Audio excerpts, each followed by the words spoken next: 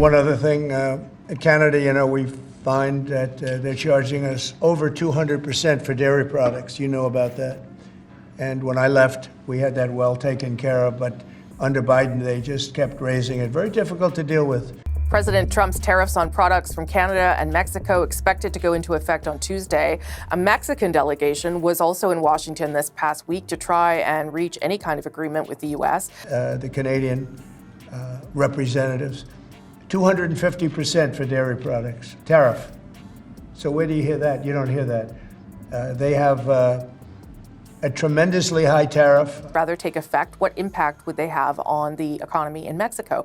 Juan Carlos Baker is a former Mexican deputy trade minister. He also helped negotiate the current trade deal between Mexico, Canada, and the U.S., and he joins us live this morning from Mexico City. Imagine waking up to find your biggest milk customer just ghosted you, and your polite neighbor up north slid right into their DMs with a gallon of cleaner, friendlier milk. That's exactly what just happened between the U.S., Mexico, and Canada. The U.S. thought it had Mexico's dairy loyalty locked down, but now Canada is pocketing billions without signing a single flashy deal. Why did Mexico ditch Uncle Sam for a jug with a maple leaf? And why is Trump fuming about cereal milk? Let's break open the carton and see. Before we move on, I'd like to ask you a small favor. If you appreciate this content, please take a second to like this video and subscribe to the channel. Over 98% of you watch the videos without subscribing. It costs you nothing, but it makes a huge difference to us. So, did you click the subscribe button? Great. Thank you so much. Now back to the video. Imagine thinking you're dairy soulmates with Mexico, sharing cheese, butter, and milk like best pals, and then finding out they've quietly been pouring Canadian cartons into their cups instead. Give you the exact numbers in a little while coming out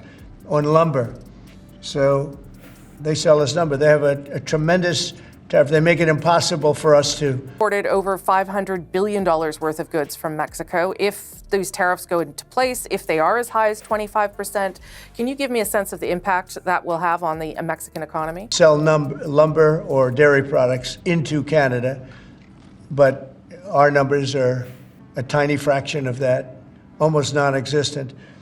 And what we're doing is freeing up our forests. There will be 2, maybe 3 immediate consequences of tariffs being imposed at those levels. The first one is that naturally markets are going to resent it. I believe that the short-term perspective for investment. That's the sting right now for American farmers. For decades, Mexico wasn't just a customer, it was the customer. Year after year, Mexico's grocery stores filled their shelves with U.S. dairy products as if the two countries had some unspoken dairy pact. And for farmers in Wisconsin, California, and Idaho, it felt like the relationship was built on stone, not easily shaken. After all, Mexico bought more U.S. milk and cheese than almost anyone else on earth. Why would that ever change? But here's the thing, it did. Not with some big dramatic tariff fight at first. No throwing tables at trade meetings, no angry threats splashed across headlines. Instead, it started with small, quiet shifts. Mexico began trimming its orders, replacing U.S. milk powder with alternatives, and checking out other suppliers. It was a silent drift, like noticing your best friend stops texting you as often. While U.S. producers kept thinking, hey, we've got the volume, we've got the price advantage, they'll stick with us, that assumption aged like spoiled milk. American farmers banked on the idea that bottom dollar always wins. If milk was cheaper, Mexico would keep chugging. But that wasn't the whole picture. Confidence turned into overconfidence, and nobody wanted to admit it. Then February 2025 rolled around, and suddenly tariffs slapped the U.S. dairy sector, turning what was already a shaky bond into a sour one. The quick spike wasn't just about money, it was about trust being tested in real time. Farmers across the Midwest felt that slap almost immediately. Reports showed U.S. cheese exports to Mexico dropping by 5% just in the first stretch of 2025. Even broader export value, not just cheese, dipped by 0.5%. Environmental nonsense that they put on them where you can't cut down a tree.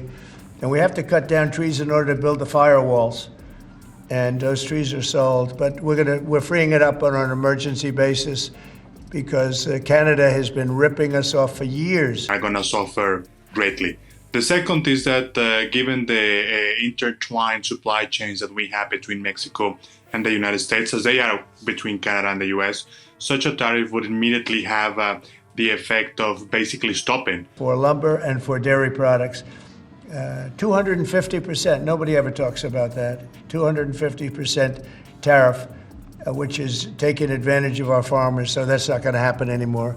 they'll be met with the exact same tariff. Much more expensive to send those inputs or raw materials from Mexico to the United States. Yeah. I've heard that some companies might stop 2 or 3 days after those tariffs were hypothetically began. Now, on paper, that might look minor. Think about it. This is like watching your supposedly loyal partner sneak out the door for just a small night with someone else. The numbers were enough to rattle Washington and send farmers scrambling for answers. And while that bruised the U.S., look at what happened to Canada. Their dairy exports into Mexico jumped 67% in 2024. Sure, the overall size is tiny compared to America's massive shipments, but symbolically, it was huge. It was like the neighbor who always seemed too polite to steal your spotlight suddenly showing up with a better date to the prom. Canada may not be selling rivers of milk into Mexico, but the growth curve screamed momentum. So the natural question is why? Was this just pennies and pesos driving the switch or something bigger at play? And that's where the story starts to twist. Because when you look deeper, the money only explains part of it. Mexico has been signaling something different, something that hits U.S. farmers in the gut. This wasn't just about cartons and kilos, it started to look like a moral cleanup. The most stunning example came in June 2025, when Mexico did something almost unheard of. They straight up rejected a U.S. milk shipment, not because of price, not because of volume. They rejected it because the batch failed to meet ethical standards. And that's what reciprocal means.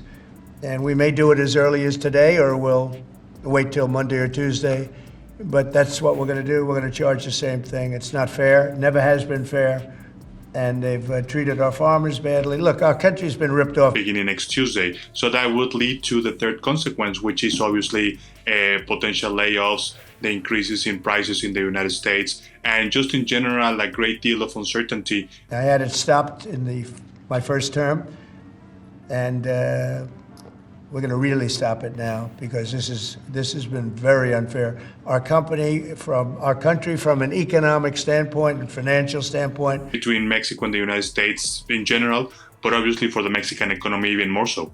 Yeah, and if these, we don't really know how this is going to unfold. Let's be clear. Either of us and neither of our country really knows. That's the kind of rejection that carries a sting. It wasn't just telling America, we're done with this shipment. It was saying, we don't trust how this milk is made. For a country that built its dairy dominance on scale, having Mexico call you out publicly on ethical grounds was a public embarrassment, like being told your homework looks plagiarized in front of the whole class. Now you've got Mexico sending a clear message. They're not only sipping milk, they're sipping milk with a story. And suddenly, Canada's clean reputation, with all its shiny sustainability promises and carefully marketed family farm image, starts to look magnetic. If Mexico is shopping not just for cartons, but for credibility, then Canadian milk isn't just a competitor. It's the new best friend in the fridge. So the question becomes, what's inside that Canadian jug that makes it so appealing? At this point, it's clear the battle isn't about who can pump out the biggest flood of dairy. It's about who can stick trust into every carton and convince buyers that the milk they're pouring isn't hiding ugly secrets. Grumpy Trumpy can scream about betrayal, tariffs, and unfair neighbors, but raging doesn't change what's inside the jug. If U.S. milk keeps carrying question marks instead of answers, breakfast tables in Mexico might keep leaning on Canada's polite little cartons. Every jug of milk has a story, and the only question left is, whose story are we actually drinking?